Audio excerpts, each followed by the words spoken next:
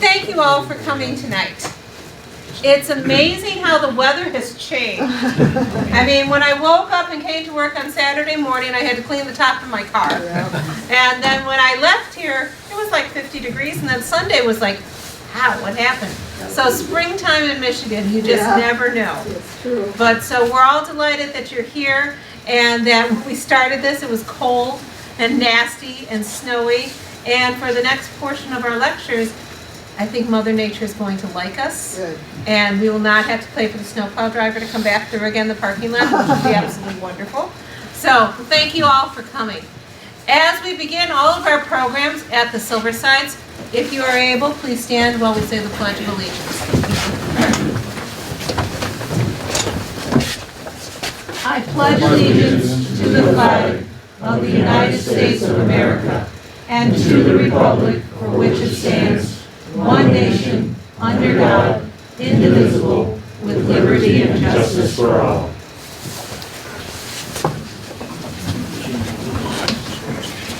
It's hard to imagine that we've gone through all of these weeks of lectures so far, and we just have a few left. And this night's lecture was supposed to be zoomed into the auditorium, but because of something that changed at the museum that was going to work with us, they were no longer available. And so we have a live speaker, and he will be here momentarily to give us the history of the Seabees. And I'm very excited because I must admit, I have seen the Seabees works all over the world. We have several wonderful volunteers here at the museum that are Seabees. We have another person that currently works here at the museum that was formerly a Seabee. And their work is outstanding. They are the backbone of the military and getting everything done. And I am so excited to hear everything that they did during World War II and how this group has provided so much that no one even recognizes. And one of the biggest things that we always like to do here is when we tell the story of the veteran. Well, this is one group of veterans that's been responsible for almost every single aspect of military history. And unless you were in the military, you really don't know who they are. I have yet to see a movie about a great Seabees, I haven't seen that yet. I haven't seen anything where, they talk about the incredible infrastructure and their ability to create things out of nothing and to think outside the box, and how important they are to our military today, as they were 75 years ago, as they were before that. And so it is our honor to be able to spend our time talking about them and bringing to light a whole group of veterans that we don't understand or know much about, but they certainly deserve our applause. And so we're thrilled to have that conversation tonight and to be able to talk about them. The USS Silverside Submarine Museum is all about the veteran. Our mission is simple. We want to honor the veteran. And we honor the veterans through education and preservation. And we're thrilled that you're here for the educational components of some of our things. Our adult programming is some of our happiest moments here at the museum. It comes second only to our children. And seeing a child come here and kind of be like, they're taking me to another museum. And to be able to take some of our education classes, whether it be building a submersible remotely operated vehicle, where they work in the tanks and they design it, and suddenly they're like, oh wow, I kind of get it. That nobody down there has a window to look out of. Nobody down there has the way to be able to know where exactly we're at, and you got to work together as a team. Or when they build a periscope, and they're like, a simple box with a few mirrors can suddenly give you an incredible advantage. Or the one time when I was waiting for a group of young people after their tour to come off the sub, and I was just kind of greeting the kids going, hey, how are you? How'd you like it? The normal stuff. And this little boy, he was about 8, he said, why would anyone have such a mean ship? And after I just needed to take my deep breath and say, okay, this young man doesn't understand fear. This young man does not know any type of hardship like this in his life. And so I said to him, do you have a backyard? Oh yeah, I love my backyard. My dad and I built a swing set. I said, well, what would happen if somebody came and took your backyard away from you? He's like, I'd fight them off. I said, that's what the American military has done. they've gone out and helped people get their backyards back. And he's like, okay, you can keep your double. Thank you very much. But it's those kind of interactions, because it's very hard to honor something that you know nothing about. And most people in the military, they do their service, they don't talk about it, they don't brag about it, they come back, they blend right into life, they carry that service with them. Whatever the United States has asked of them, they have done. And they don't talk about it that much. And so they may not know that the gentleman that lives 2 doors down from them has served. They may not know that their grandfather has served. They may not know that a cousin has served, and all the things that they have done. So it is our honor and privilege to be able to talk about that and to bring that to light, whether it be through our classes or through just people coming here and walking through the vessels and seeing preservation, or looking at an exhibit and having that time to kind of reflect, to walk up to an artifact and look into a case and say, wow, that's different. Never really thought about that. And we're happy to do that. But doing that requires that we have funding to do that. And all of you know that are here on a consistent basis, we don't receive any state, federal, or local funding. Everything that we do is based on through donations, what walks through our door from admissions, or gift shop sales. And we're very proud that we have so many wonderful sponsors across the board that help us put this programming on. And our 2 sponsors for this series are the Birch Foundation out of Holland, Michigan, and Blue Lake Public Radio. And we're thrilled to have both of them. The Birch Foundation believes in community service through education. The more the people know about their own communities and about the world that they live in, they will understand and they will contribute back to their own communities because they are proud of them and they want to see the best of that happen. And so we're very happy to have them be our primary sponsor for this series, and we're thrilled that each and every one of you are here, whether you're members or are paying guests. We are thrilled to have you here, and we appreciate that. Blue Lake is another fine establishment across our community, and they are so well respected, and they speak of us so highly. We could not ask for better partners in this, and so we truly appreciate them. The series is continuing on. Next week, we'll be talking about the Ghost Mountain Boys. We've had a slight schedule change because James Campbell, who wrote the book, The Ghost Mountain Boys, is currently in Mexico. And he is unable to have he was supposed to be here in person, but he's doing a documentary. And he's be studying jaguars.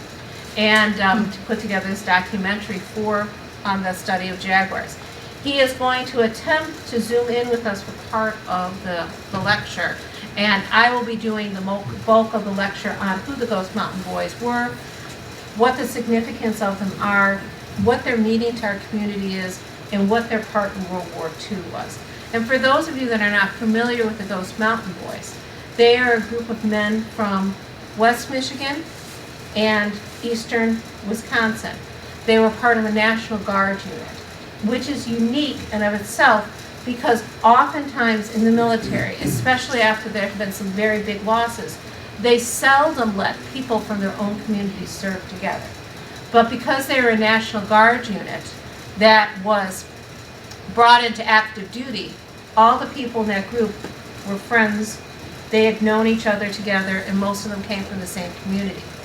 These young men had joined the National Guard, most of them here in the Muskegon area. I have not interviewed or talked to many that were in the Wisconsin group, but in reading and talking to Jim Campbell and our veterans, most of them joined the National Guard because it was a way for them to earn a few extra dollars and help their family during the Depression. And because when they were on their military rotation weekends, their families didn't have to feed them. And that was a key point of that, is that they were helping their own families, but not only bringing a little extra income, but also bringing in, not using the resources that the family had. And these men were sent together to camp, to boot camp, and they were kept together as a unit, which was odd. And so that is why there are so many from our area here. And their duty was extremely difficult. And they did not know that they were going to be in such difficult situations. And what they were asked to them was above and beyond what we would ask anyone or want anyone to do. They had met an objective. They were going to be asked to walk across a mountain range. And they're going to say that we're going to surprise the Japanese on the other side of this mountain range. And they were sent to the island of New Guinea. And they were given very heavy packs, very wet weather, nasty weather, climbing from the heat of the jungle to the tops of the mountain, down on another side, in order to be able to attack the Japanese from an area that they did not know that they would be coming from, because these mountains were supposed to be impenetrable. They were. There was some of the most difficult conditions that were known to man. They picked up parasites along the way and became very sick. They trudged through mud and muck and had leeches on them, and it was a terrible situation. But they did it and they met their objective. They had a great loss of life, but they met their objectives and did what they needed to do. And it was not something that was expected of them, or was not something that they knew that they were going to be asked upon. These men then came back after the war and blended right into the community and lived their lives right here in town. And it wasn't until James Campbell, doing the research, took a chance and looked at this and said, wow. He was actually doing research on another topic at Camp McCoy in Wisconsin. And he was talking with the men over lunch. They were just kind of a reunion group there. And someone said, hey, these guys have some very interesting stories that they want to tell you. And that started for him a long time of studying and learning and taking down oral histories and understanding them. So next week we will do the presentation on the Ghost Mountain Boys.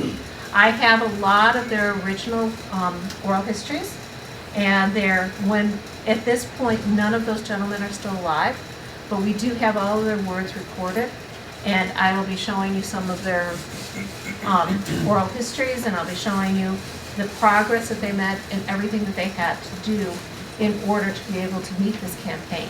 And so it'll be an extraordinary story to hear. And if Wi-Fi works the way it's supposed to work, Mr. Campbell will be joining us from Mexico. But I will be here doing the presentation on that. The following week after that, we'll have Ron Janowski here, and he will be discussing MacArthur's return to the road.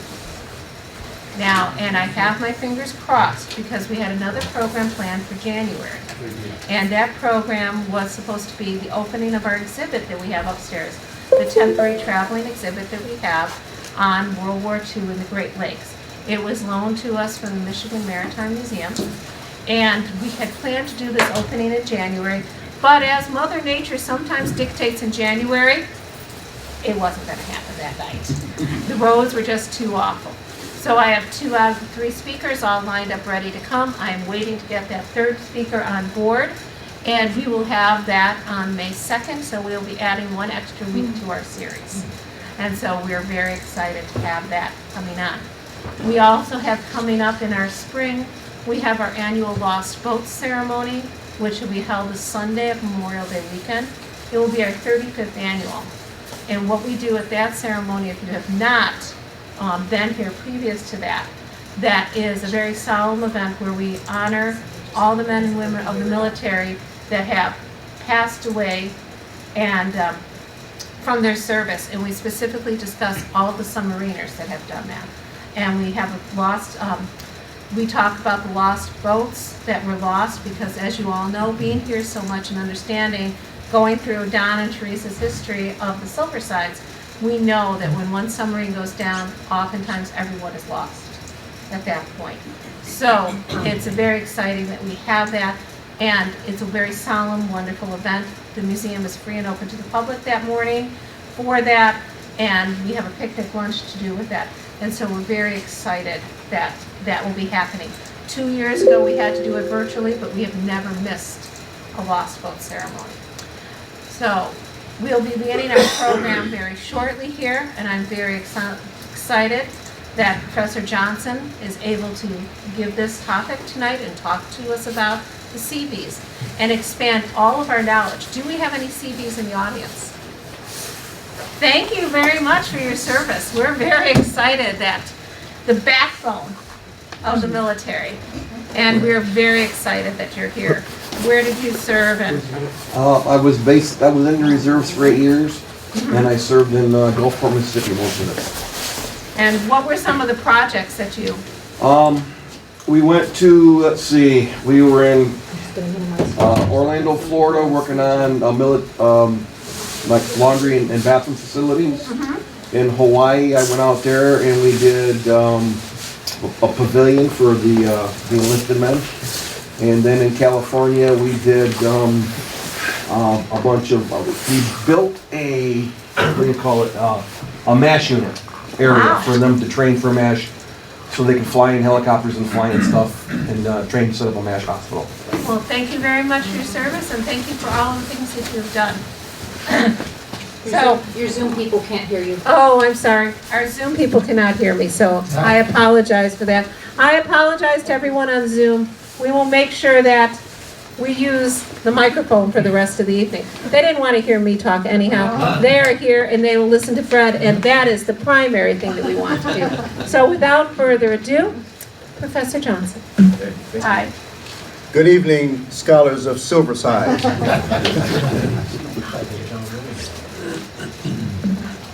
I'm gonna have to show that now.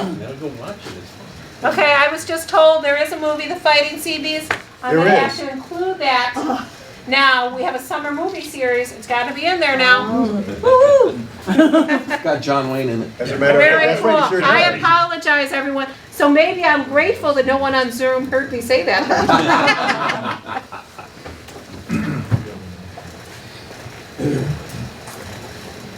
I have fun doing all of these presentations. I had lots of fun doing this one. I was reminded that the Navy is unique in a crazy way. Good evening. We're talking about the Seabees this evening for the spring series of Silverside's presentation. I always like to start off by providing a little bit of historical context. The United States fought the American Revolution without a formal Navy. The Navy Department, the U.S. Navy, did not formally come into being until 1798 with the passage of the signing into law by the second President of the United States, John Adams. Created the Department of the Navy on April 30th, 1798. The Navy, as you all know, and I was glad to see we have a Seabee in the room. How many other Navy people do we have in here? Navy or Marine Corps? Okay. The Navy is a service with a lot of traditions. The Air Force does. I'm an Air Force branch. I know my father told me about the Air Force and its traditions, and the Army has a lot of traditions, obviously. But the Navy has traditions and superstitions. For example, the Navy has a tradition, people at sea who believe in mermaids, ghost ships, like the Flying Dutchman. Another example of the Flying Dutchman. Or the Kraken, from Greek and Norse mythology. Pirates have been a big deal, part of the culture of people who go to sea, military and otherwise.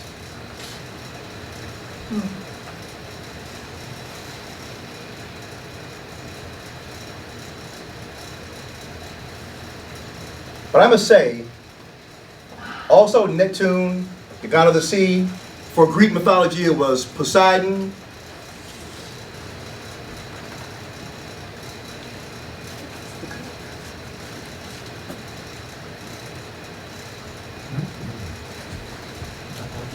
Need to aim this way. Oh, there it goes.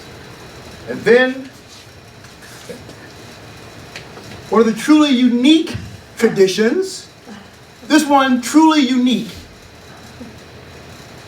I was in the Marine Corps for 12 years, combined active duty and reservist.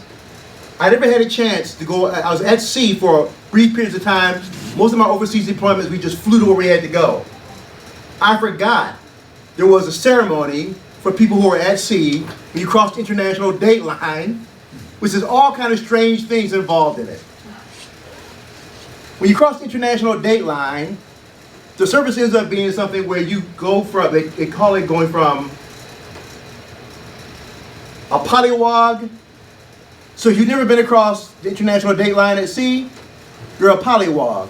Once you go through the ceremony, huh? It's the equator. Oh, the equator. Yes. Well, some international line. You're a pollywog, but then you become a shellback once you go through the ceremony.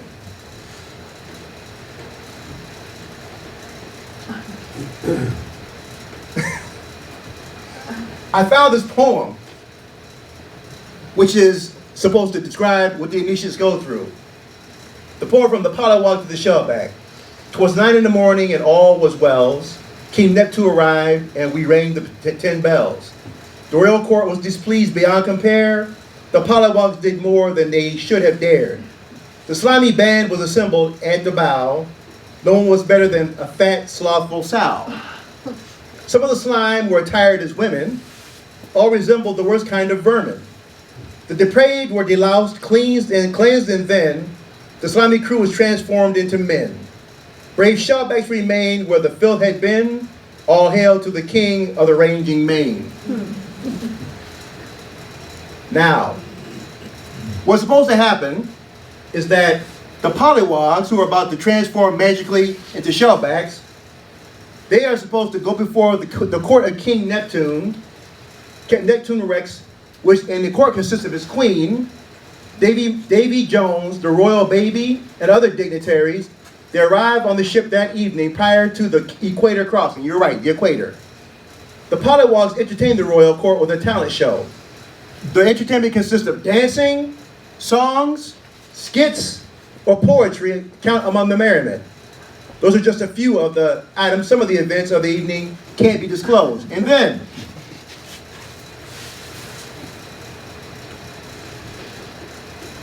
these are pollywogs on the way to the royal court.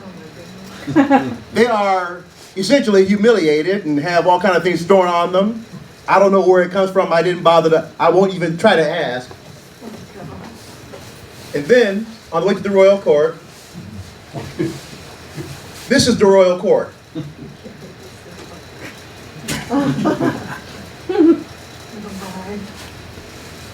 After the evening, they receive a subpoena from Davy Jones to stand before the court the next day and answer to charges brought against them by the trusty shellbacks.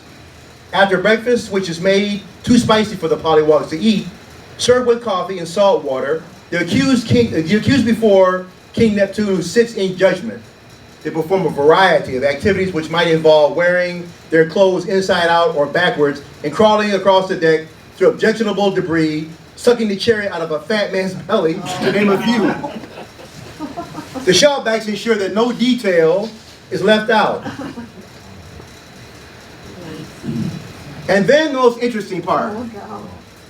The pollywogs then have to kneel before the king and kiss the royal baby's belly, which sometimes has grease slathered over it. When I read about this, I was glad that I always had to fly to where we went.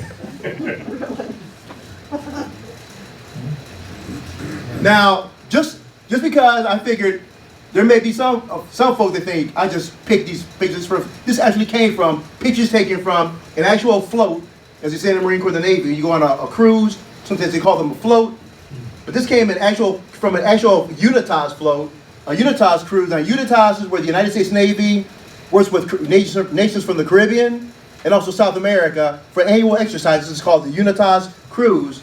This is from 1961 and 1962. UNITAS 3 in 1961 and UNITAS 3 in 1962. I've talked to fellow Marines who went through this. So this is not just something that happened in the 1960s. This is still going on, apparently. And even during World War II, President Roosevelt was on board a ship, and he was at least issued a subpoena. No one ever made him kiss the baby's belly, though.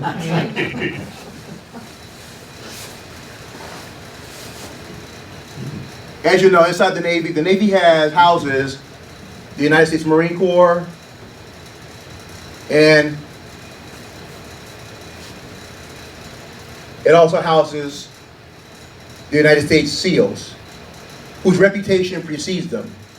In fact, interestingly enough, the SEALs were foreshadowed by the Seabees, particularly that branch of the Seabees called the Underwater Demolition Teams during World War II. The SEALs are not just an elite fighting force, they're one of the world's most elite, effective, lethal, and innovative, creative fighting forces. They really do fulfill the mission role for sea, air, and land. But also inside the United States Navy is another tradition that is one that fulfills high expectations of excellence, fortitude, and courage. And that, of course, is what we're here to talk about this evening, the U.S. Navy Seabees. The Seabees have essentially two mottos: can do, and also we build, we fight. And recent logos of the Seabees have combined both of them, saying we can, we build, and we fight with all our might.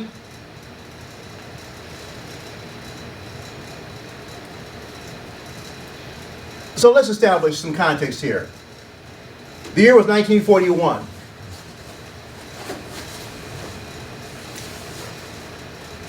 There had been a growing crisis between the United States and Japan that finally, and later that year, the storm broke and Japan attacked the United States at Pearl Harbor, Hawaii, beginning a 6-month run through the Pacific area that would essentially have the Japanese appearing to be invincible. They walloped us pretty good at Pearl Harbor from December 7th. Like President Roosevelt said, there's one part of his speech on the morning of December 8th when he went before the Congress to ask for a declaration of war. And one part of his speech he said, there can be no blinking at the fact that a lot of damage has been done and many American lives have been lost. He wasn't exaggerating. In fact, he may have been understating the case. The attack by the Japanese was complete, total, and devastating. The story goes that in the aftermath of the attack, although there was celebrating aboard the attacked aircraft carriers that the Japanese had used to hit Pearl Harbor, Admiral Yamamoto said to an aide, "I fear that all we have done is to awaken a sleeping giant and fill him with a terrible resolve." He could not have been more correct. And the posters in the immediate aftermath showed just exactly where people's minds were, where their rage was, how they felt, and gave a foreshadowing of that which was to come. Enter Rear Admiral Ben Morrell, who was at the time of the Pearl Harbor attack the chief of the Bureau of Yards and Docks. Now I want you to take note of something. December 7, 1941, by December 28, 1941, clearly everybody knows we're at war. Americans are no longer oblivious to this. The relationship with Japan was not just poisoned, it was destroyed. So, but a mere 21 days later, this very far-seeing visionary Rear Admiral, who became known as the father of the Seabees, decided that something was going to be needed because before the war started, the relationship between the Japanese and the Americans was deteriorating to such a rate that, building upon what had been discussed earlier in the century with regard to Plan Orange, it was felt that in the event of a major war with Japan, advanced bases would be needed to prosecute the war. The only way you can have an advanced base for land-based activity, and not just have seaborne activity, would be to have beach and shore preparations, landing strips, roads, all kinds of things built. To do that, you need people who have knowledge of such things. So planning began in a very small kind of way to implement that. And when Pearl Harbor happened, Admiral Morrell took those ideas and formally made an order to begin putting together construction battalions. So on January 5th, 1942, just 2 days shy of a month from Pearl Harbor, he began actually sending out requests for people to join the construction battalions.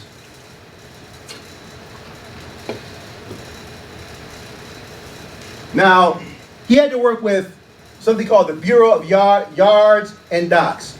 Inside of this organization, this is the old logo for the Bureau of Yards and Docks, but inside of this organization was another organization that, let's just recall it, personnel. The question was, when all these people sign up to join these construction battalions, who's going to be in charge of them? In other words, who's going to be the commanding officer? Because the Japanese had already shown early in the war that anybody who was working against them as civilians, they would shoot them. So that it was felt that the only way you could give people who are working in these construction battalions any kind of protection, such as it could be in a full all-out war, was to have them be in the military, so that the Japanese, if they chose to, if they were inclined to, would at least have to obey the rules of the Geneva Convention for against armed combatants. That you just couldn't shoot them down. But like I said, they had already shown that they would shoot down civilians and or otherwise. Either way, the decision was made by Admiral Morrell that inside of the Civil Engineering Corps of the U.S. Navy, that it would be officers who would be the ones in command of these troops. The Navy, the NCBs, the Navy Construction Battalions, to become known as the Seabees.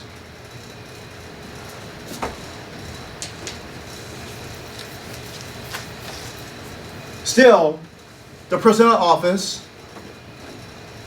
was holding Admiral Morrell up. So he went to his boss, the Secretary of War, Frank Knox, presented his proposal, and on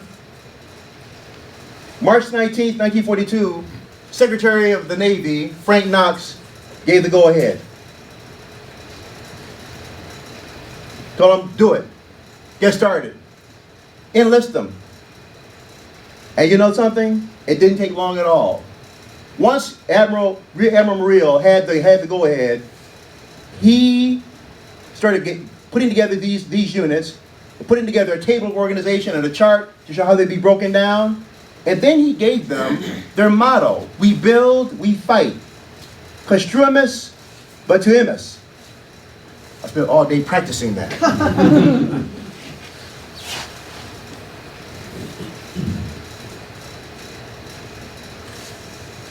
Construimus batuimus. United States Navy, the Seabees. I want you all to notice something about these recruitment posters. See this? Men 17 and 38 to 50 by voluntary enlistment, and then this one, men 18 to 37 by voluntary induction. You see, because these weren't your typical fighting men, these definitely were fighting men, but because these were people who worked construction, because these were men that had young people, apprentices, people who were journeymen, and people who had been in the construction business for a long, long time, the Navy, the Department of War, and President Roosevelt, quite frankly, all made some exceptions to allow people as old as 50 years old to enlist because they needed their skills.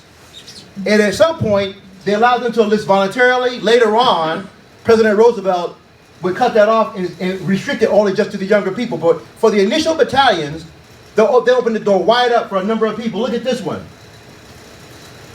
Build and fight in the Navy Seabees. Apply to the nurse recruiter. Construction workers, 17 to 50. Construction workers now, you can volunteer for service in the Army or Navy. Men 18 to 38. Men of 17 and 38 to 50. For those of you that have been in the military, when you saw your recruitment poster, were they making age restrictions like that? No. So you can see that there's a definite difference here with even how the Seabees were being recruited. Skilled construction workers needed to build, advance, and mobile bases all over the world. Volunteer now. There's no time to lose if you want to choose. How many of you all in the military ever had a chance to choose anything? Oh, there you see that? The laughter is a bad sign. Serve where you can serve best. Enlist where you can follow your own trade. Allowances for dependents are generous. Better ratings with higher pay, excellent food, quarters, clothing, expert medical and dental care, shipmates who talk your language. Shipmates who talk your language. Other machinists. Other carpenters. other people that know how to build roads, other people who know about bridges and spans and tool and dies, other shipmates who can talk your language. In other words, you already have the skills. All we need is your body to put you in a group of people who will be your colleagues to do that specialized work. Now, something I realized putting this together, do you know, this must have been, warfare, of course, is obvious. Obviously bad, terrible, catastrophic, miserable, all, choose whatever metaphor works for you, or whatever descriptor works for you. But can you imagine what this kind of recruitment must have meant for a population of men still coming out of the Great Depression? Don't forget, the Great Depression started in 1929. Now it's 1941, 12 years of economic blight. And now all of a sudden people are saying, I need you here right now. And you're going to get benefits and pay and quarter, something that many of them hadn't had for nearly a decade.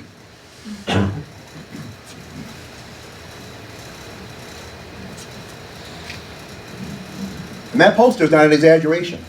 The Seabees were not only construction workers, they were actual fighting men, as in fighting. The first recruits had helped to build the Boulder, also known as the Hoover Dam. They had helped to build this. The first group of recruits also had built the roads. It's difficult to imagine what the roads were in America during this period. They weren't these superhighways that we have right now. The only place where the roads still look like that is in the state of Michigan. But these people, and if this is a regular road in the rural areas, it was even worse. Oh, yeah. We forget that it was World War II, and particularly the Cold War, during the Eisenhower administration, when he would pass legislation to build the highways, so that in the event that we need a rapid mobilization, tanks, trucks, heavy equipment can't even go on roads like that. You need super modern highways to connect the airports and seaports for heavy land lift, heavy sea lift ability to deploy fast overseas. We had already been through trying to ramp up overnight in World War II. We had that experience notched into our belt. Now, during the nuclear age, where missiles fly and they carry nuclear weapons, you can't afford to wait. Our first group of Seabees that were recruited, that signed up, there were men who had also helped build the New York subways. That first group of Seabees who signed up, they had built the New York City skyscrapers. I do not know how these people had the courage to do this.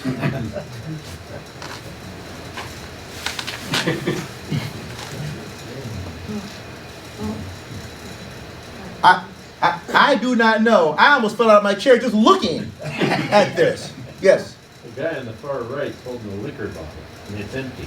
That's funny. I do not know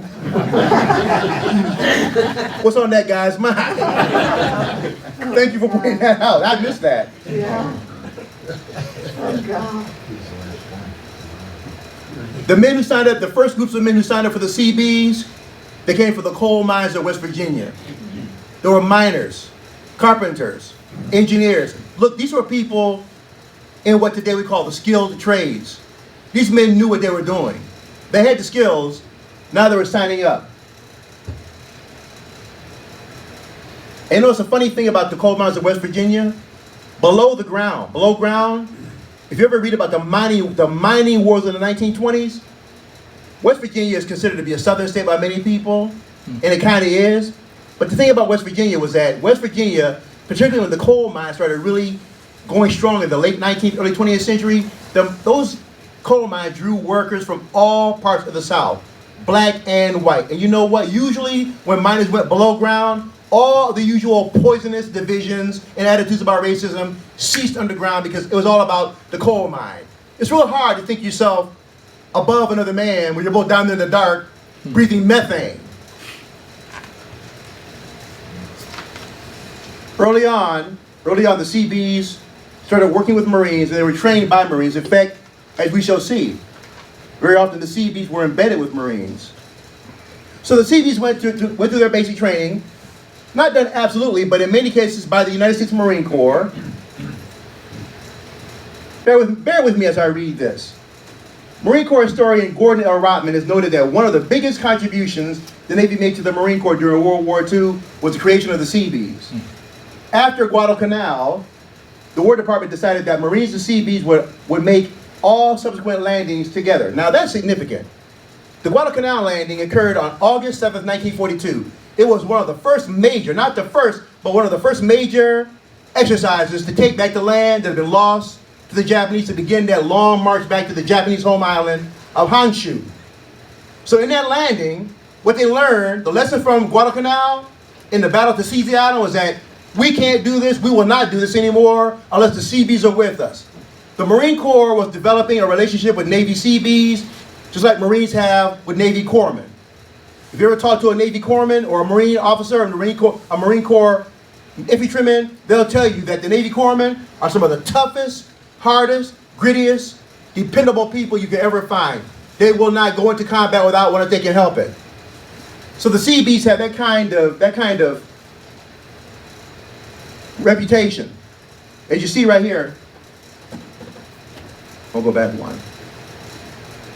As you see right here, so the Marines are going to land from now on with the Seabees, and so competition developed between Seabees and Marines. With the Seabees sometimes would claim to lead numerous Seabee claims that they had landed first. Seabees occasionally left signs on the beach asking Marines, "What took you so long?"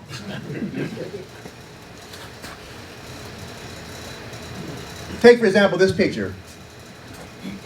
On their way to Kwajalein, you see that there's a member of a Navy construction battalion, one who's brandishing a Browning automatic rifle, what they call a BAR. This guy right here. I think it's this guy right here. He's actually a Navy Seabee, but he's dressed in a Marine Corps uniform.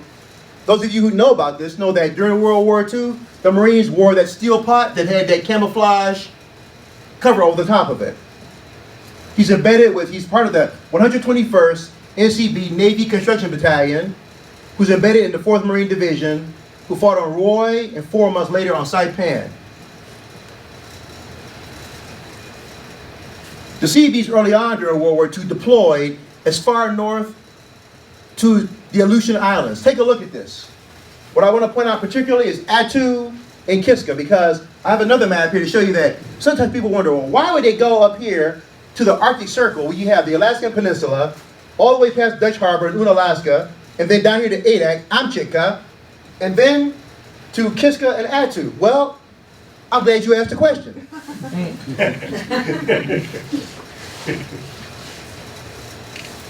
Take a look at this. See where the Alaskan Peninsula is up there? Look at how close it points to Japan. And look at the proximity to the Philippine Islands. It's going to become even more apparent when we get down here to the Marshall Islands, the Carolines, and the Marianas Group. Down here with Iwo Jima and Okinawa on the doorstep of Japan.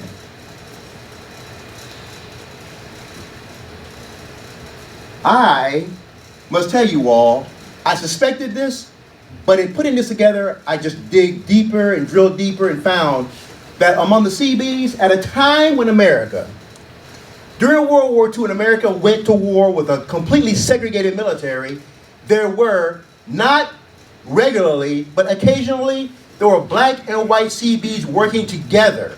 Now, were they separated? Were they segregated? Yes, they were. It's the 1940s and it was the American military. But the necessities of war sometimes blurred to the point where black men who had skill and white men who had skill laid aside whatever the differences they may have had to focus upon the mission at hand, which was to prepare runways, build roads and bridges to get things set up so that we can take the war one step closer to the Japanese. For example, this is February 1944. Members of the 34th Navy Construction Battalion, which was an all-black unit, were awarded Purple Hearts for wounds they had received during enemy bombing on the 22nd of February, 1943 in Guadalcanal. At a minimum, we know that these black sailors were at Guadalcanal.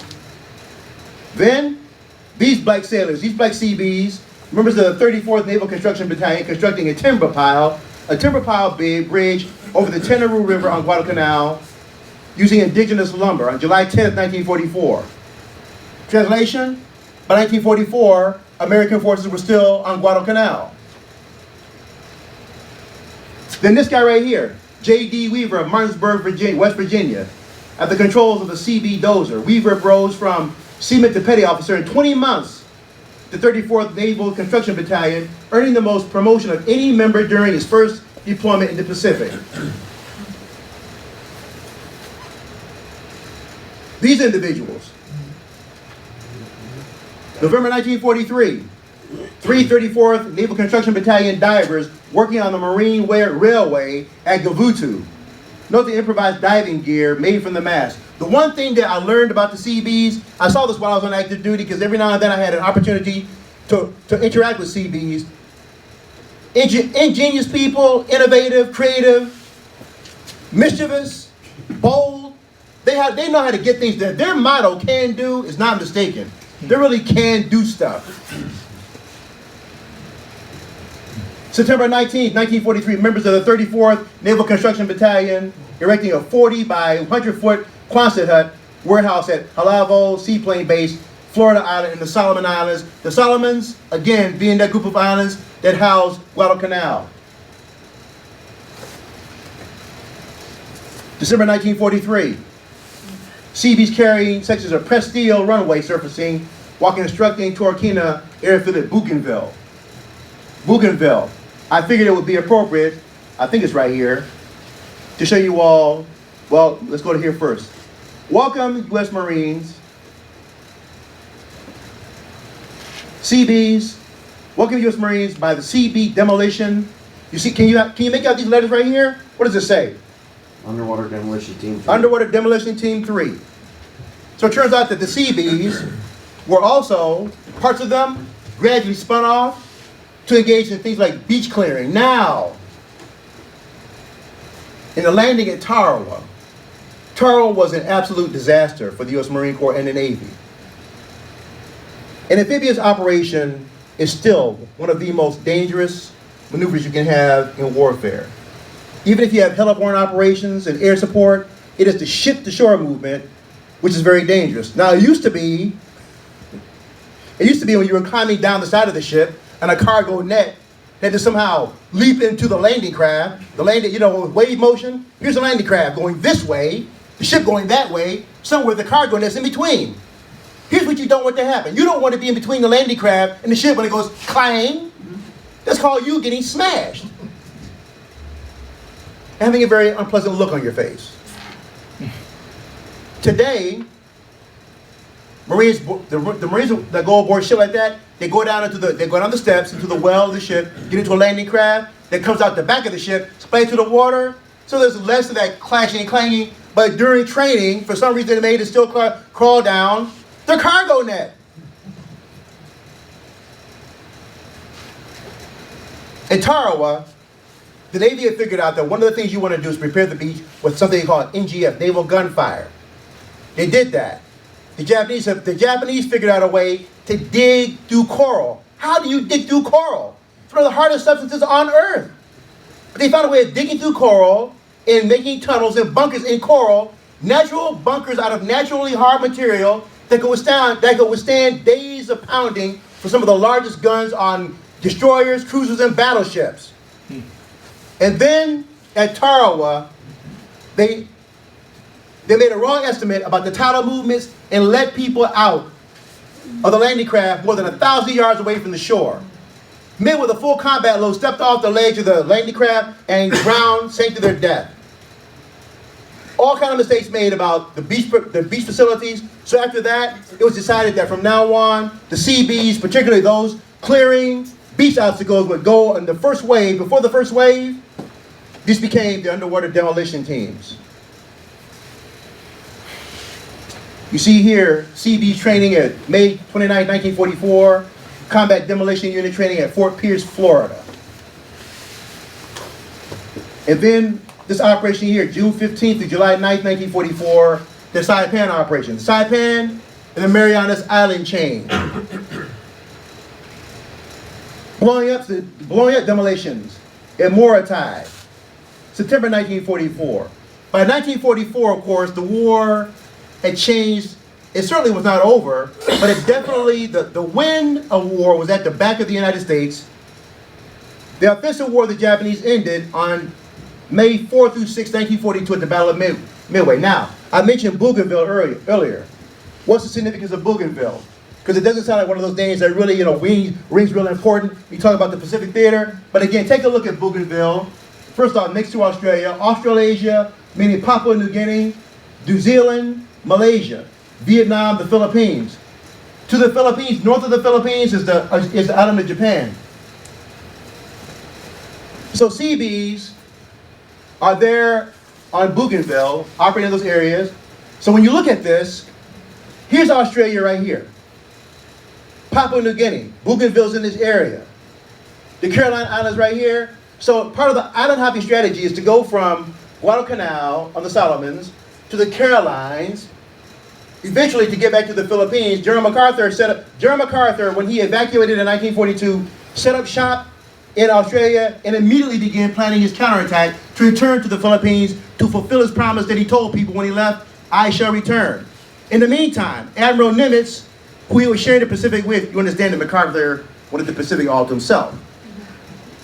But the Marianas was that part of the island chain where the Seabees want to also be operating so they could build beach and land facilities, particularly to house and be able to be capable of handling the brand new, heavier, powerful B-29 bomber that finally had the range to go from the Marianas all the way to the Japanese home islands and begin those bombing raids. The overall strategy for World War II in the Pacific was just, it was magnificent, it was creative, it was desperate. I think I presented something to you all at one point called the China-Burma-India Theater. Early in the war, it was believed that the invasion of Japan would come from China. But then, as success was made over here, it was figured that maybe it would be better just to have an amphibious landing to invade the home islands. But then, of course, both plans were scrapped because we had something called the atomic bomb.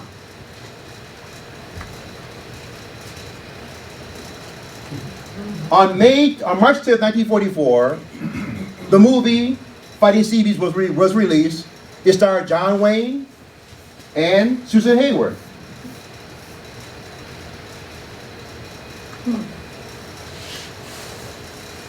Now, looking through these advertisements of the period, I said to myself, I don't know what the writers were thinking about. I don't know what kind of war they were fighting, but it wasn't against the Japanese. I've seen this movie. It's not that bad.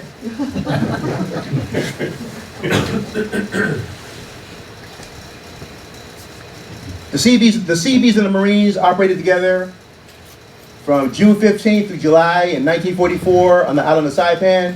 Saipan, again, an island in the Marianas chain, getting closer and closer and closer to the Japanese home islands. This is a Seabee watching from his steamroller of B-29 superfortresses arriving at Tinian. Tinian, another island in the Marianas chain. Then this one, Iwo Jima. Iwo Jima, it has its own significance in American history and memory. The Seabees worked there with the Marines as well. And of course, Iwo Jima is known for the flag raising. This picture taken by Joe Rosenthal on February 23rd, 1945. If you have not seen the Iwo Jima Memorial in Arlington, in Washington, D.C., you really need to try and get there and watch it, particularly at dusk.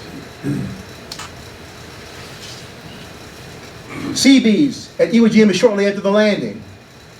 And look at how close Iwo Jima is to the Japanese home island of Honshu.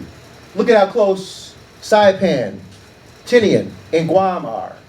These islands are a range of the Japanese home islands for the B-29 bombers. The Carolines, the Philippines. The war was finally starting to come to a close or taking a turn that looked like America was going to be able to put this thing to bed sooner than later.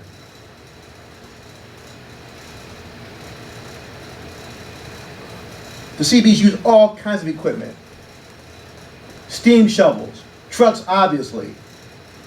I'll show you something that When I saw it, it just made me laugh out loud. I said, truly they were genius and innovative.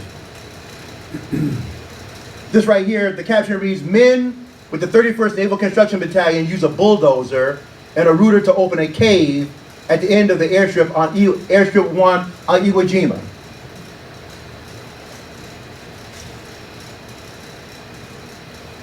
So the United States was coming for Japan in a very big way. And these were the big beasts that they needed to prepare the ground for, to prepare those airfields for. You know, the B-29 is not all that impressive by today's standards, but try and imagine this. In 1943, 1944, 1945, this was the heaviest, most powerful, fastest, most lethal air weapon that the United States had in its entire arsenal. Everything that we had learned from the air war in Europe, from the B-24, and in particular the B-17, all those lessons flying against the Nazis in Europe, and things like the Pleistocene raid in August 1943, all those lessons about heavy bombers have been drilled into and built into the B-29. In addition to the 4 engines, the altitude, it had enough power to carry atomic bombs. You see these B-29s in formation, flying past Mount Fuji on their way to bring the pain to the Japanese imperial government.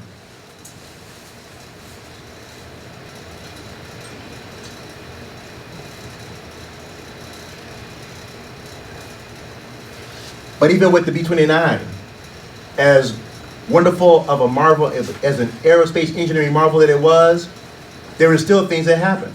After all, flying is an unnatural act for human beings. And warfare is lethal activity. When these mishaps occurred, Seabees were on hand to make the repairs to runways and port facilities. By the end of World War II, 325,000 men had enlisted in the Seabees.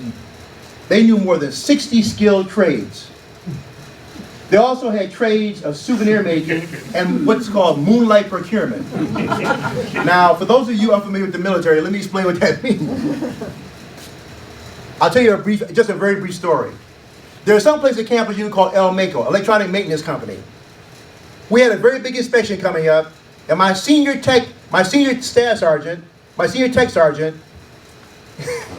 we had a radio in El Maco for at least 8 or 9 months. I needed that radio to be on hand when the Inspector General came through. I was nervous. So he says, Skipper, listen, I can either wait and fill out the paperwork and get it from El Maco, or I can get it from someplace else. I said, well, Staff, what are you talking about? Get it from someplace else. He says, you don't really want to know that. And then here I was being Mr. Principal and stiff neck and starch shirt. I said, I do want to know. He looked at me, and then I said, oh, that's right, I don't want to know. Well, sometimes, the young officer has to catch on really quickly. So I said, yeah, Staff, if you can get the radio from wherever you're going to get it. I walked away and let him do his thing. The next morning, that radio was there. I don't know what unit was missing that radio, but you should be happy to know we passed the inspection with flying colors. That was called moonlight procurement. Now look at this. This dozer, this is a picture where a Japanese bomb nearly demolished this tractor of the 73rd Seabees. They made a radiator for it from a fuel drum and a few pieces of 1 1/4 inch pipe. This is the radiator for a tractor.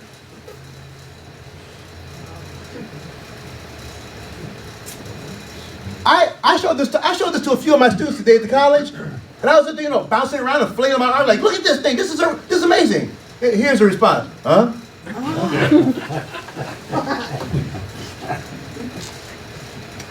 Approximately 11,400 officers joined the Civil Engineering Corps during World War II. 7,960 of them served with the Seabees. Over 50% of them served with the Seabees.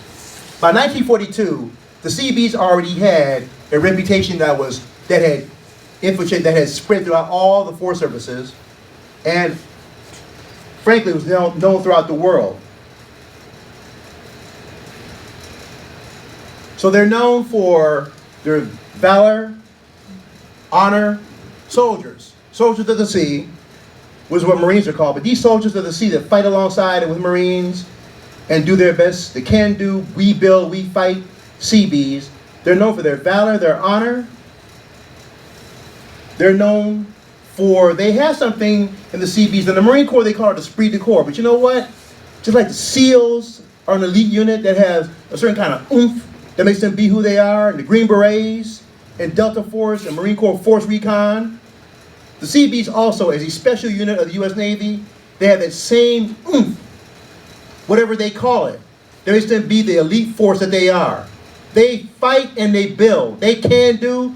When they say we build, we fight, that's not exaggeration, that's not hyperbole. We build and we fight. In other words, we can do one and the other, and sometimes we do both at the same time. That oomph, that esprit de corps that's called, is what has led American service women and men to adopt and maintain for generations this notion of we leave no one behind. If you've ever watched the movie Black Hawk Down or read Mark Bowden's book by the same title, Black Hawk Down, the thing that motivated that battle of Mogadishu was that those fighting men refused to leave their comrades behind on the battlefield, dead or alive, preferably alive, but not leaving them behind. We bring our people home. Do you ever see those POW flags from the Vietnam War still flying? The commitment was, we don't forget the people we left behind. We commit ourselves to doing that. The same goes for our women in uniform. Thank you to all women who serve. So the Seabees, very much like ancient warrior knights, they carried themselves in that way, and they have carried themselves in that way.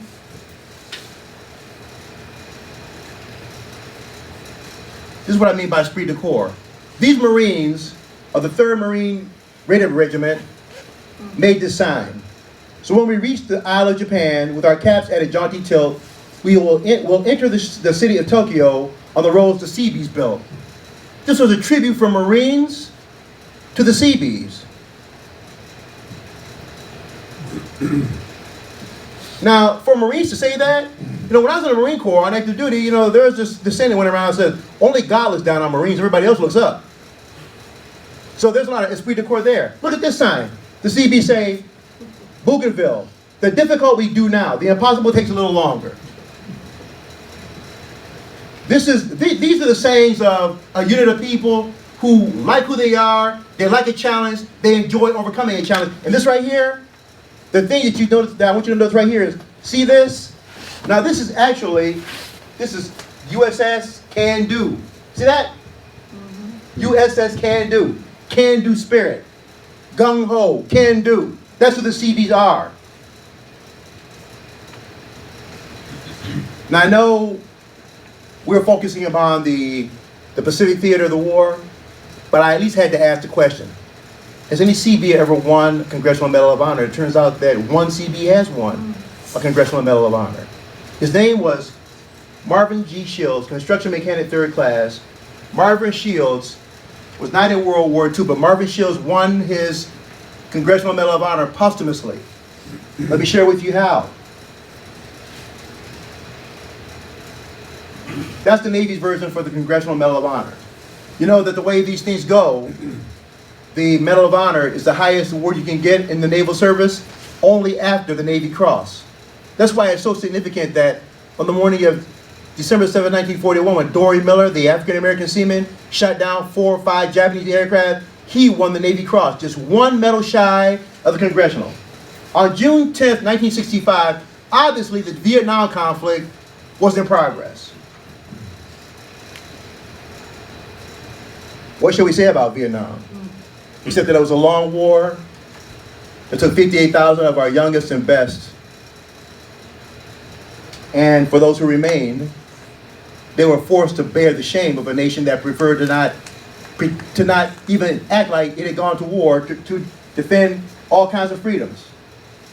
But Marvin G. Shields, during that conflict, just another one of the many 58,000 who was doing his duty. This is Marvin Shields' widow, Joan, and their daughter shown accepting the award for the Congressional Medal of Honor from President Lyndon Johnson. Please bear with me as I read the citation for the Congressional Medal of Honor for Marvin G. Shields.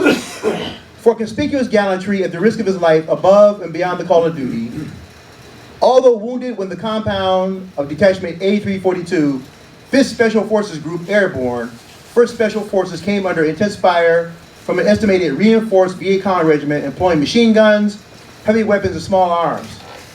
Shields continued to resupply his fellow Americans who needed ammunition and to return the enemy fire for a period of approximately 3 hours. Now look, when you talk about Marine Corps Special Forces Group, the 5th Special Forces Group, the question that might come to the front of the mind is, what is a sailor doing in an operation where the Special Forces are? That's the whole point though. These are not just regular sailors, this is a Seabee who's embedded with either the Marines or Special Forces. In other words, this for them is routine.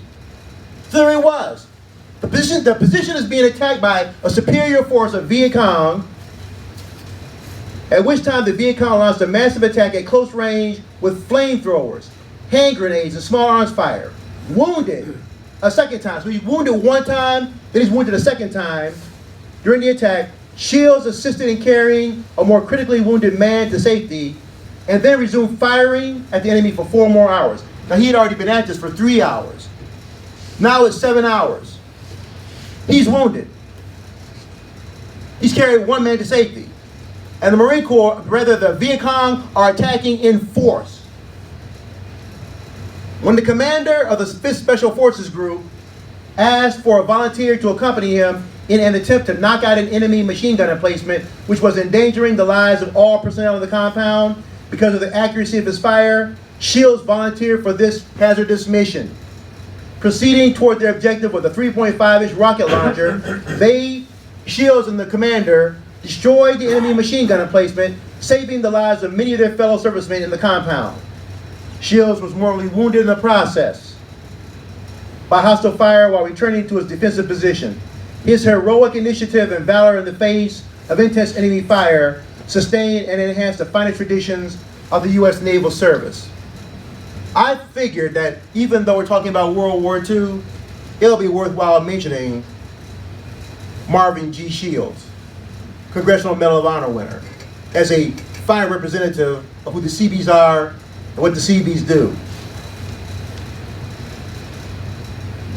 President Johnson later wrote in 1967, he wrote, "I had the honor recently to award the Medal of Honor posthumously to Marvin G. Shields, a U.S. Navy Seabee. Wounded 3 times, he gave his life in defense of his fellow men during the heroic defense of Dong Hoa in South Vietnam. The Seabees this year are celebrating their 25th anniversary. Their leaders, the officers of the Navy Civil Engineer Corps, are celebrating their 100th anniversary. Throughout their history, the Seabees and Navy Civil Engineer Corps officers have responded with a can-do to every demand placed upon them for support of the United States and allied forces around the world. In today's struggle for freedom, they continue to serve our nation with courage, skill, and dedication." That phrase about "in the struggle for freedom today" was relevant in 1967, and with the likes of Al-Qaeda and ISIS and other permutations lurking out there, those words are still relevant in the 21st century. They have earned a well done from all their countrymen. Marvin G. Shields eventually had a ship commissioned and named after him.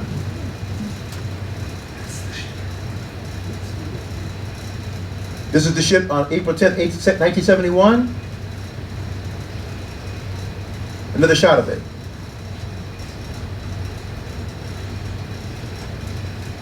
And in 2016, Marvin Shields' widow, Joan Shields, attended a ceremony honoring her fallen husband at a local veterans gathering.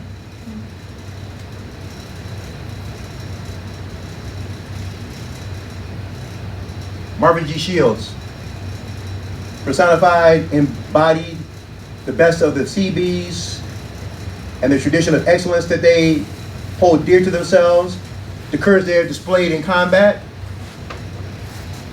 the valor and honor that are special to them, that they exemplify. They are the United States Seabees. And I believe them when they say we build, we fight. And I know they can do. Thank you.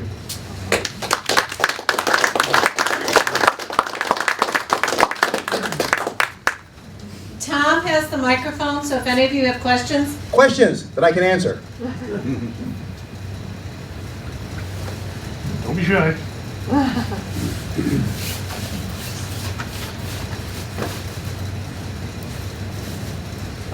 Where is the National Seabee Museum? I saw it referenced a couple times. I think it's in New Orleans. Port Hueneme, California. Yes. What? Port Hueneme, California. There. That's close.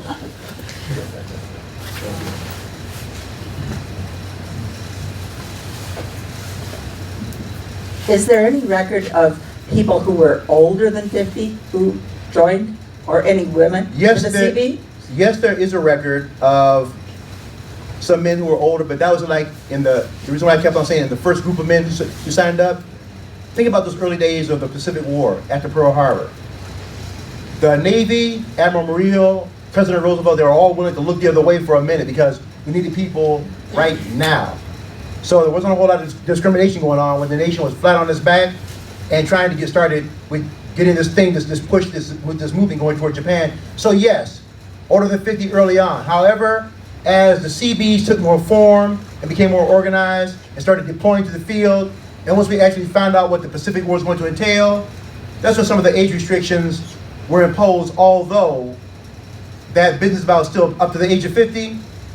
If you could do the job, they still would let you join. But they had this weird proviso where you could join voluntarily or wait to be drafted. Well, you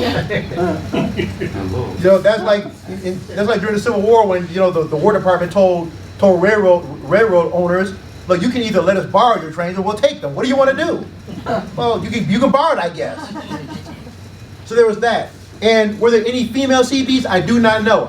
I found one picture of a group of women standing around in bathing suits who had the attention of a bunch of Seabees. But beyond that, I don't know. I looked for the women Seabees, not the bathing suits. Excellent speech tonight. Thank you, thank you. So I was thinking about this, for those of you that have joined us throughout the entire series, how much of the information kind of overlaps, but it's also new and specific.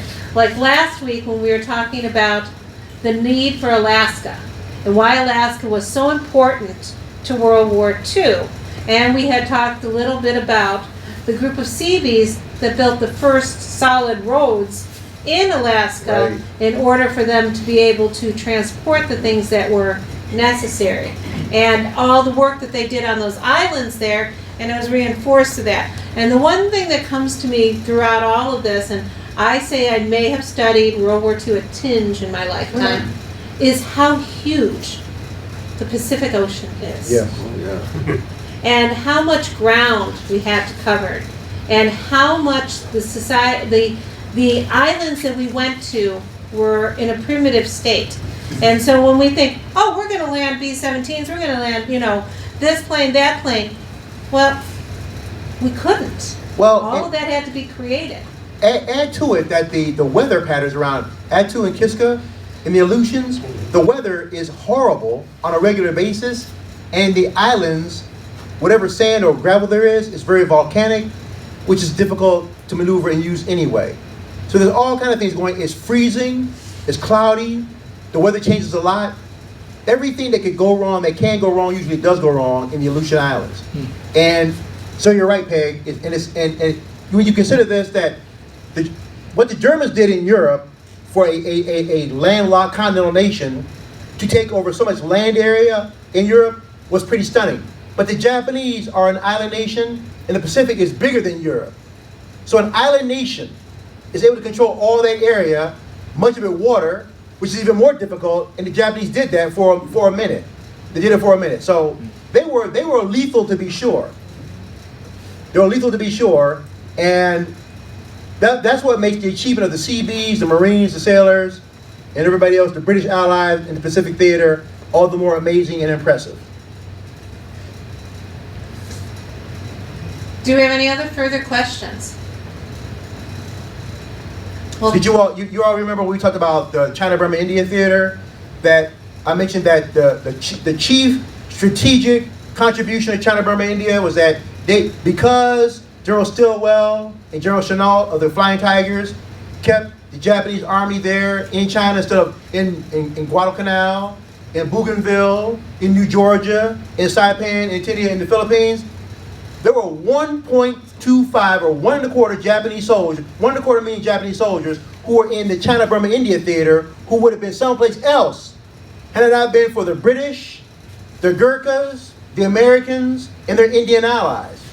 So think about the kind of fighting that the Americans had to do in the Pacific Theater on the islands where the Japanese did not give up 1 inch. They were determined to make people pay with blood for every inch. That's another 1.25 million Japanese soldiers that could have been there instead of in China, as it was.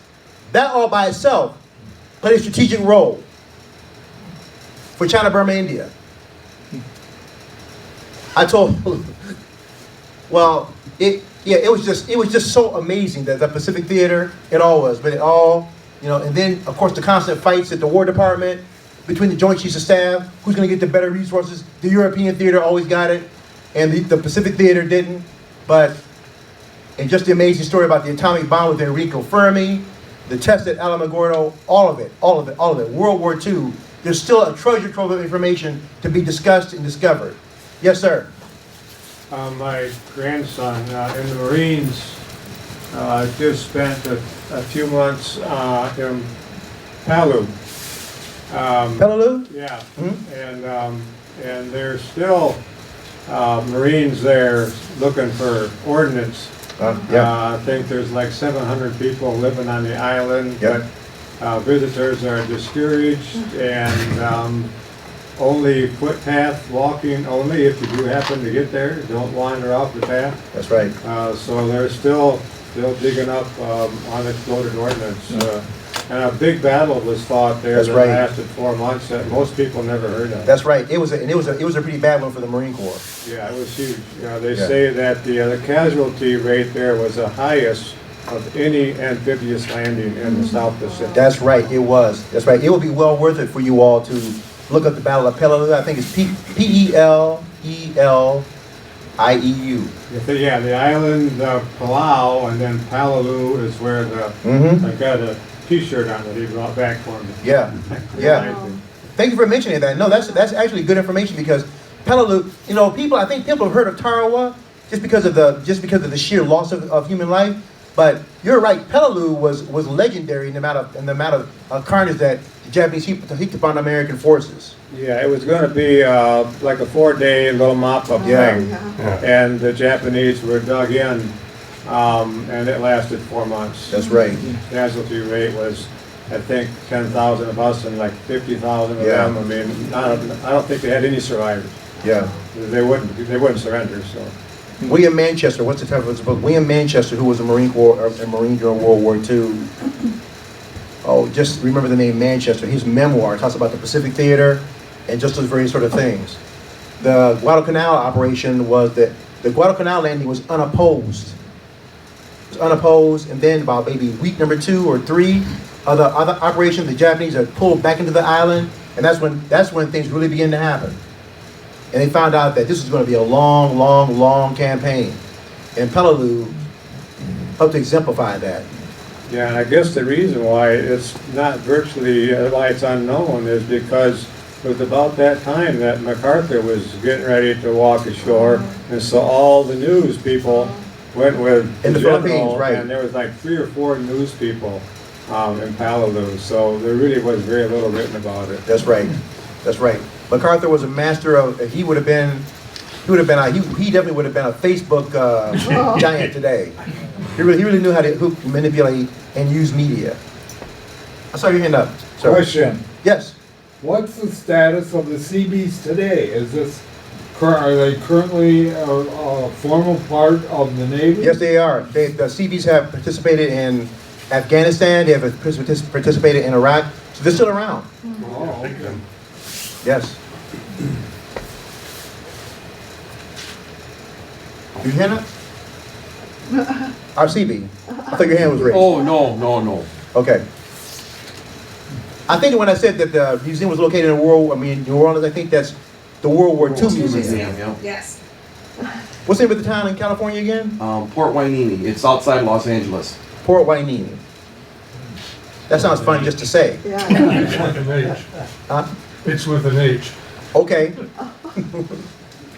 Other comments, other questions? You want to set through the whole, is this the end of the series on the No, Pacific we Theater? still have 2 more. Next week, we're going to, we can go back to that slide, we can go back and look at where New Guinea is located. Okay. And that is where next week's topic will be on.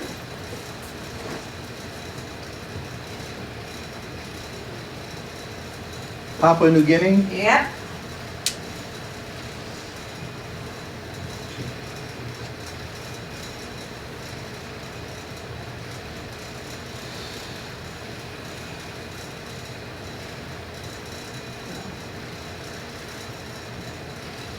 By the way, just as a matter, we're focusing upon you keep on just reversing it back. Okay. We're focusing upon the Pacific Theater, but there's also, the Seabees were also present in the European theater as well, on D-Day.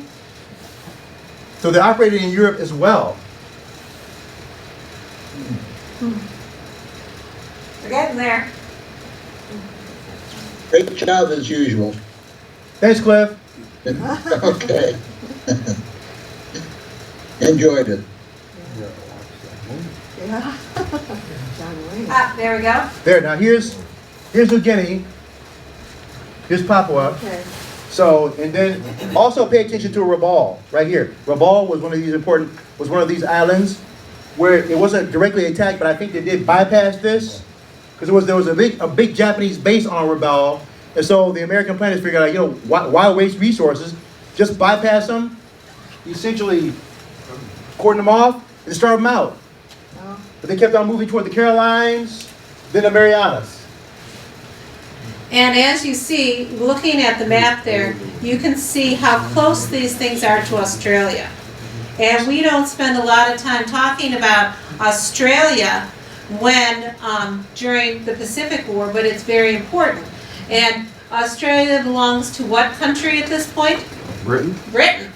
And so they're trying to defend it, but the other thing there in the United States needs to keep Australia going, because that's where their base of operations are in order to be able to go and to continue this fight. The submarine bases that were there were the ones that restocked all the submarines. And as you know, we're all very partial to submarines around here. And the good work that they did during World War II, and that's where most they were restocked. So when they're going through and doing this island hopping, when we're going to talk about the horrible conditions that they faced when they got to New Guinea, and why they decided that they needed to go up and around and over the Ghost Mountain in order to attack the Japanese on the other side, and what the importance of that. So everyone that's here tonight now has this feeling of what's there to do. And fortunately, before they could bring the Seabees in to do all of this, they had to get some stable ground there. And look at the area, the square miles that had to be covered. May 1942, the Battle of Coral Sea. The thing why this stands out, it wasn't decisive in any way with them. The reason why this stands out is because it was the first time in naval history where the two surface forces didn't see each other. This was an air battle between the Japanese and the Americans, where they had the two carrier strike forces. The Americans launched their airplanes, the Japanese launched their airplanes, so they fly above the horizon, but the surface ships literally can't see the other opposing force because of the curvature of the Earth. But look at that now, that's May 1942, and then June, a month later, all the way over here at Midway. Look at the area. Look how close that is to Pearl Harbor. So all across that area, and then in between, the Gilberts, the Marshalls, the Gilberts, the Carolines, the Marianas, the Philippine island chains.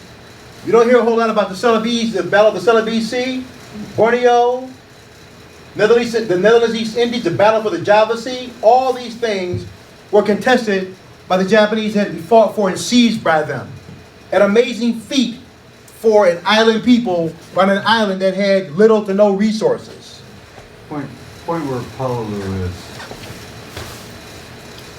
It's on the other maps. It's gonna be, which map is it, the one before this? I think it followed, I kept looking for it, I think it followed, you have to keep going. It's up in that corner.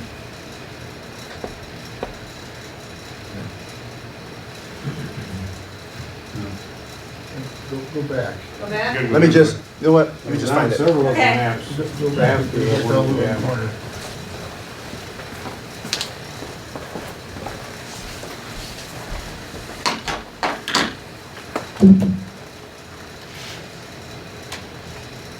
It's north of the equator, because he was happy he didn't have to cross. Oh, no kidding. Yeah, remember that. Oh, gee.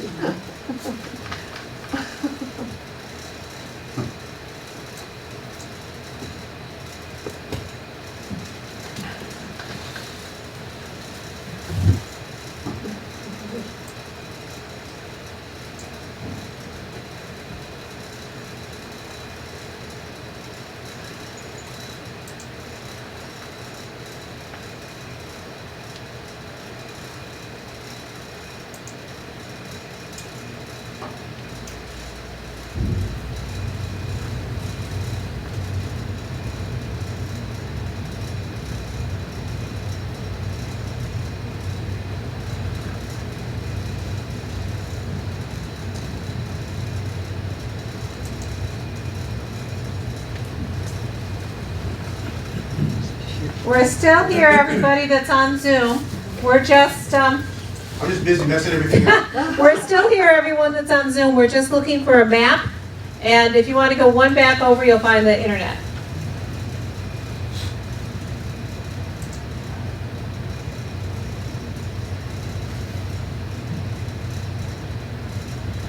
On the very bottom here. This is pretty quiet for a room with this many people. Really?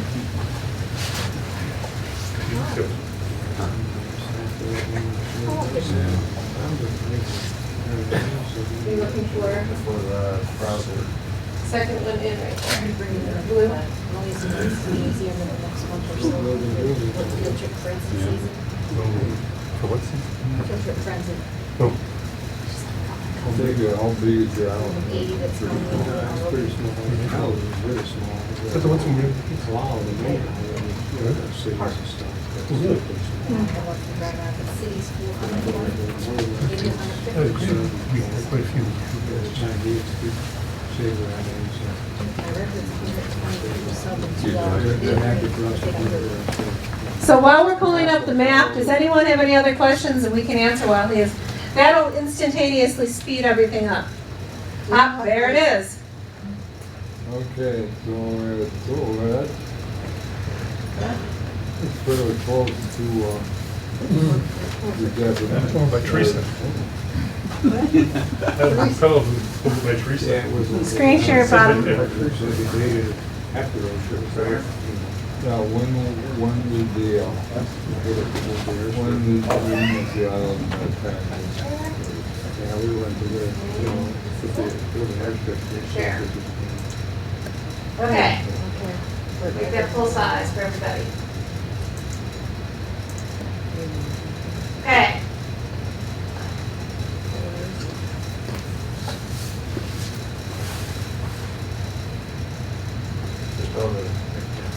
And here we'll zoom out.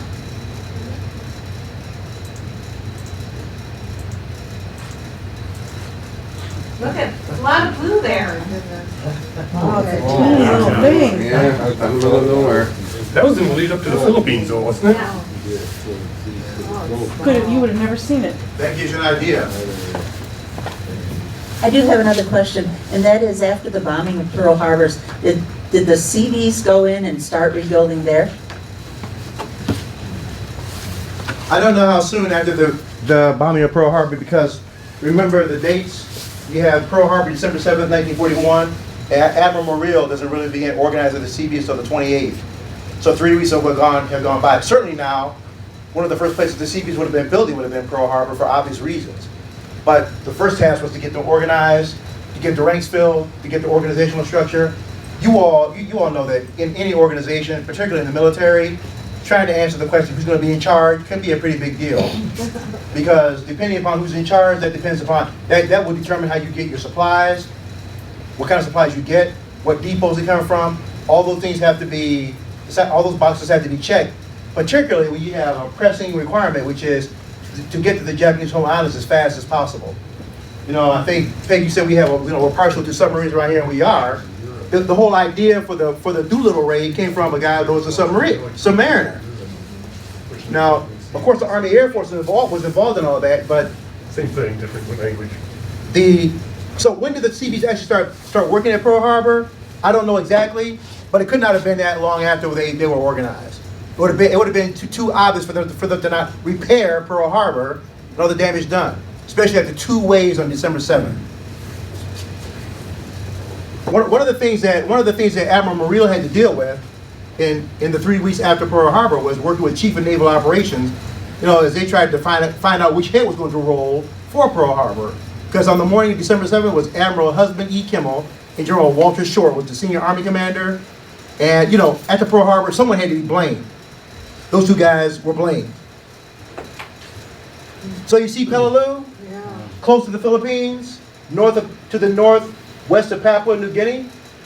And just like Peg said, hanging out there in a lot of blue, lots and lots of blue. 4 months, right? 4-month battle. It was hot too. He came back to San Diego and froze. Oh my God. I guess the government, their government, the government of Palau, apparently, they were there building some buildings for them, and I think they just want to keep things, good relationships because of all the saber rattling that China's doing these days. They want to keep that relationship going. Oh yeah. And the United States is slowly reorienting its foreign policy toward the Pacific anyway, so that's probably a good thing that coincides with that. That by the way, that area that we see Papua New Guinea, Port Moresby, New Zealand, Australia, that's also known as Australasia, which almost sounds as cool as Fort Wainini. Thank you all, everyone, for Thank coming you all. this evening, and thank you for the wonderful